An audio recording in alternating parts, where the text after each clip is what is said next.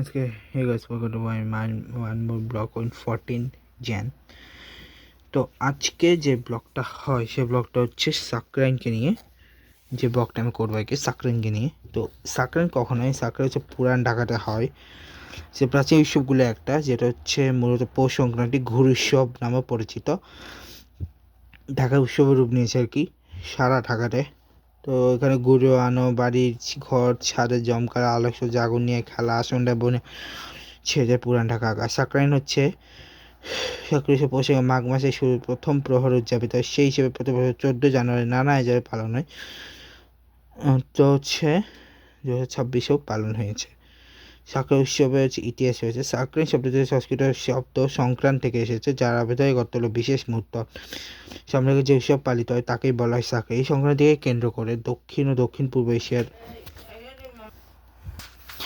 তো বিশেষ মুহূর্ত, অর্থাৎ বিশেষ মুহূর্তের সামনে রেখে যে উৎসব পালিত হয় তাকে বলে সাকরাইন। এই সংক্রান্তিকে কেন্দ্র করে দক্ষিণ ও দক্ষিণ পূর্ব এশিয়া অনেক দেশে তবে ভিন্ন ভিন্ন নামে। বাংলায় 3টি পৌষ সংক্রান্তি এবং ভারত উপমহাদেশে মকর সংক্রান্তি নামে পড়েছে। ইতিহাসে জানা যায় 1740 সালের এই দিনে মোগল আমলের নায়েবে নাজিম নওয়াজেশ মোহাম্মদ খান আমলে ঘুরে আনা হয়। সেই থেকে দিনটি কেন্দ্র করে বর্তমানে এটি একটি অন্যতম আমাদের পরিণত হয়েছে। ধর্মবর্ণ ভেদাভেদ না রেখে সকলে এইসব দিনব্যাপী আয়োজনের মধ্য দিয়ে এইসব পালন করে পুরান ঢাকাইয়ারা।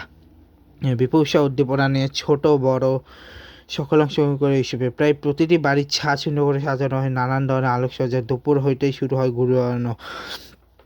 আকাশে শোভা পায় নানা বাহারি আকৃতির ঘুড়ি,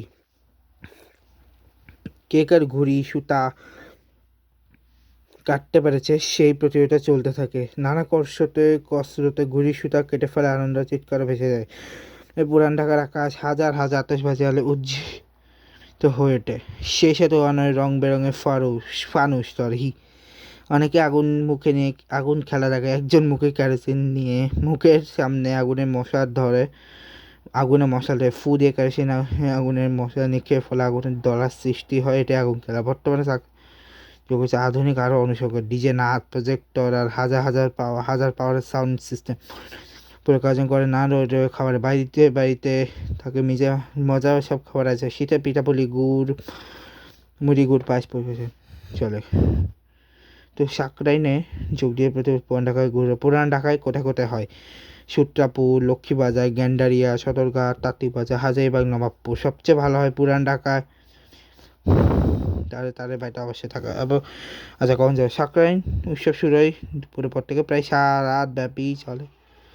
সবচেয়ে ভালো লাগবে বিকেলে সন্ধ্যার সময়টুকু। আপনি এমনভাবে রওনা দিন যাতে বিকেলের মধ্যে পুরান ঢাকায় কোথাও উপস্থিত হতে পারেন। তো এই হচ্ছে বেসিক্যালি সাকরাইন। আর সাকরাইন আমি কখনো দেখিনি, বাট ইচ্ছা আছে কখনো দেখার, জানি না কখন দেখবো, দেখা যাক। উপহার ইচ্ছা কোনো না কোনো দিন অবশ্যই দেখবো। আজকে এই ব্লগটা গুড বাই।